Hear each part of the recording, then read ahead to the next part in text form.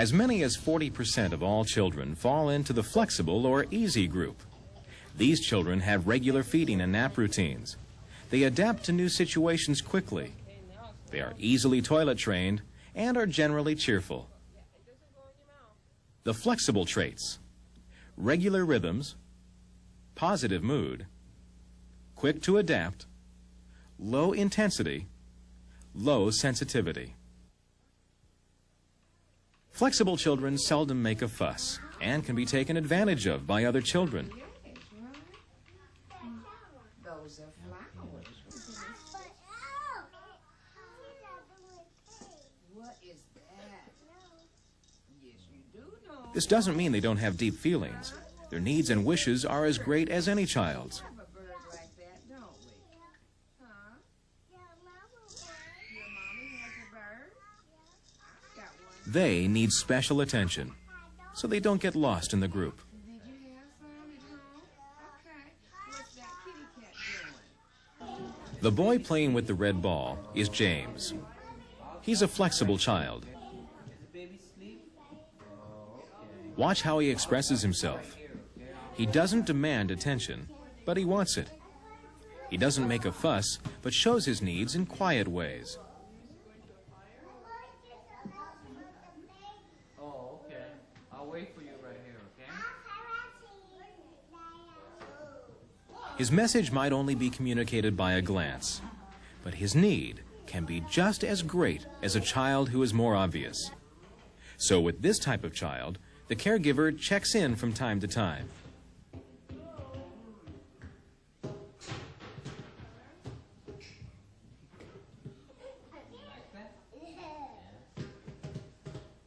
Sometimes only eye contact is needed.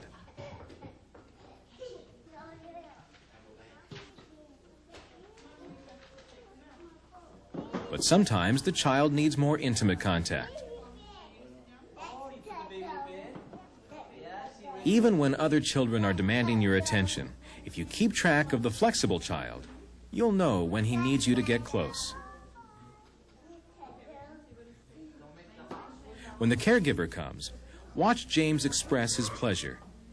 It too is subtle.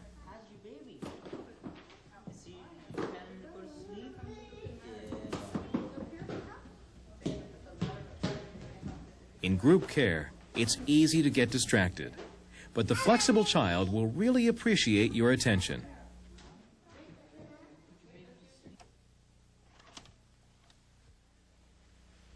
The example we have just shown was not meant to present the flexible child as a problem. Flexible children are not usually a problem to caregivers. In fact, it is because they are so easy and resilient that others in the group will get more attention from a busy caregiver.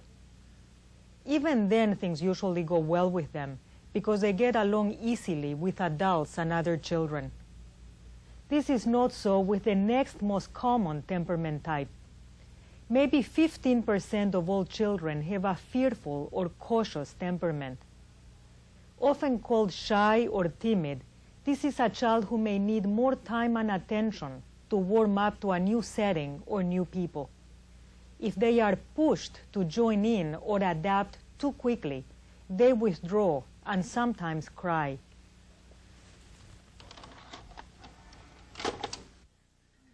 Although they need extra time to warm up, children with fearful or cautious temperaments often become very attached to their caregivers. The key to working with these children is to go slowly, little by little, and step by step. The fearful traits: slow to adapt, withdraws,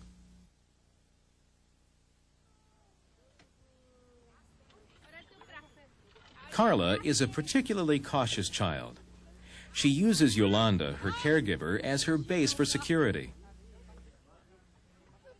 When new activities are introduced, or if there is a lot of commotion, Carla will either withdraw or seek her out.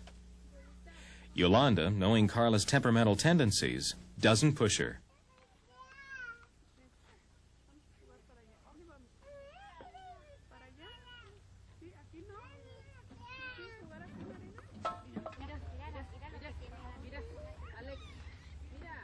While being allowed to stay close, Carla checks things out from a safe distance.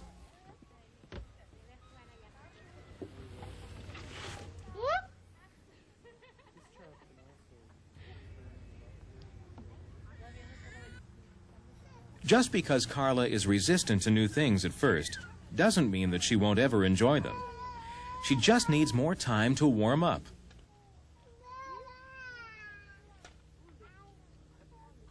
Notice how Yolanda acts to lessen the newness. She doesn't just send Carla over, she draws her in.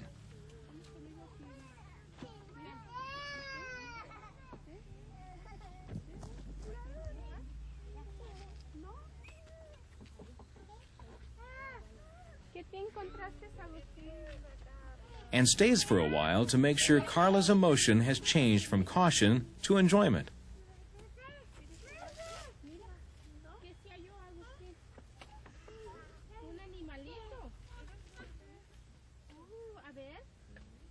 Then she steps back, available but not central to the play any longer.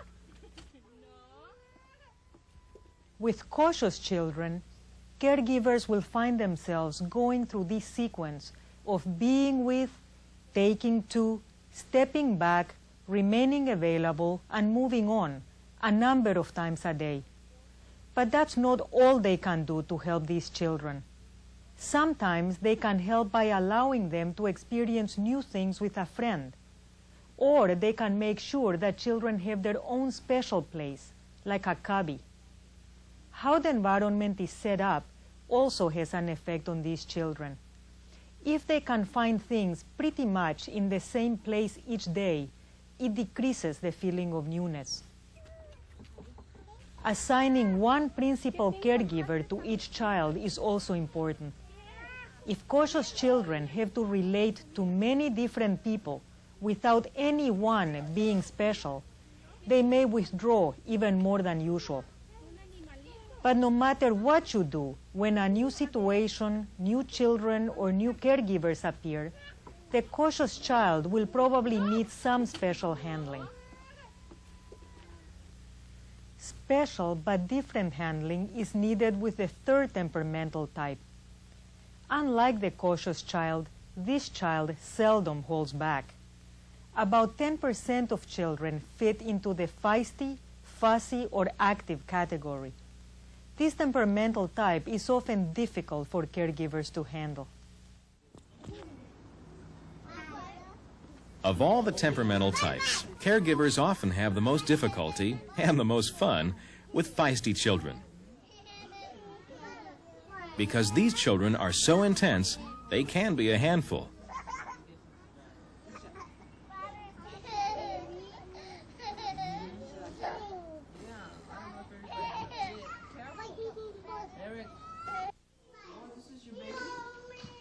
This is the child who lives with zest.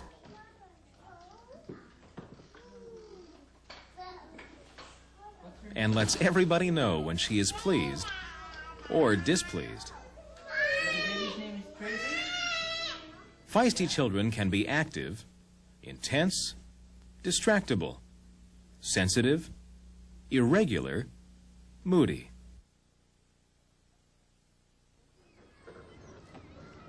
Sometimes things go really well with feisty children. Other times, they can get out of hand. To deal with feistiness, there are several proven caregiving techniques.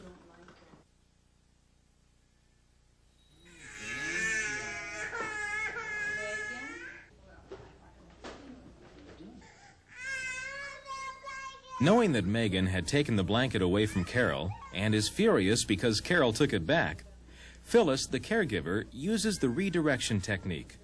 Empathy, followed by redirection of attention.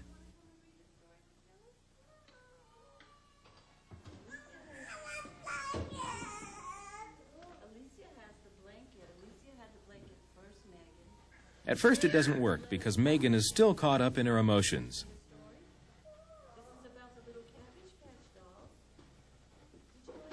Phyllis knows, however, that Megan can become as intensely interested in something new as she was in the blanket.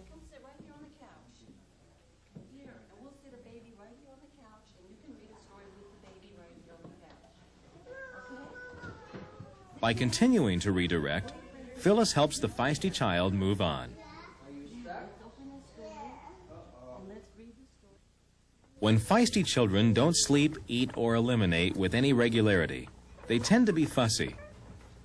Rudolfo never naps at the same time. Sometimes, even when he seems tired, he won't settle down and sleep.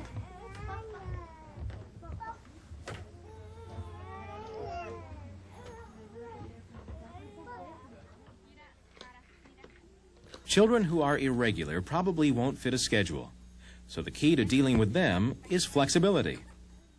It is helpful to them if you adapt. With Rodolfo, it's sleeping. With other irregular children, their eating and toileting are unpredictable. Some children in this feisty category react to group care in particularly unique ways. The child who's sensitive to touch, for example. Although stroking and cuddling are what most infants thrive on, those few infants that are highly sensitive to touch are repelled by it. A consideration in dealing with sensitive children is the powerful impact of the environment. Bright lights, loud noise, overcrowding overwhelm all children, but especially the child who's highly sensitive to these things. Peaceful, calm surroundings are comforting to everyone, but critical to the highly sensitive. The temperaments of the children you care for should also influence how you carry out routines and activities. For example, with the feisty child, transitions are very important.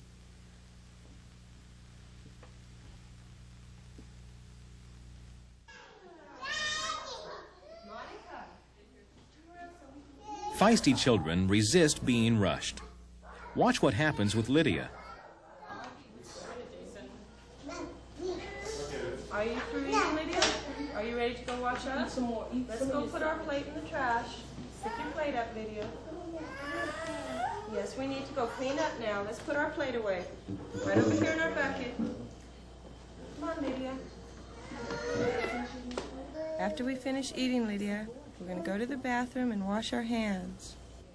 We'll wash our hands and wash our face. In water, then we're going to get a towel to dry our hands. When the caregiver lets Lydia know what's to come next, things go more smoothly. What's the matter? That's why we're going to wash our hands, because they're all dirty.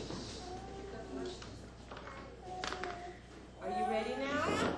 Would you like to take your plate off?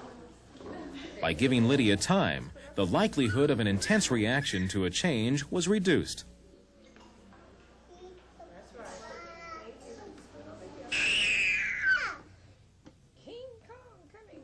Feisty children are often forceful, too.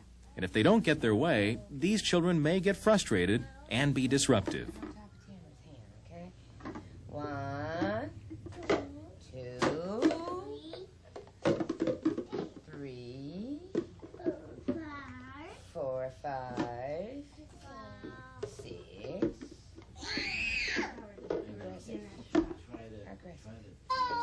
Yeah, Tamara's here today.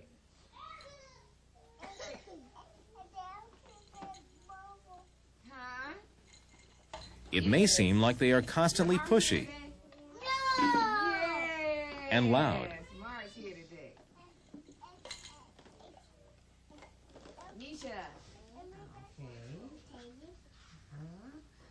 But the caregiver needs to remember that they aren't always that way. When they are quiet, help them see the value of staying with an activity by making it special.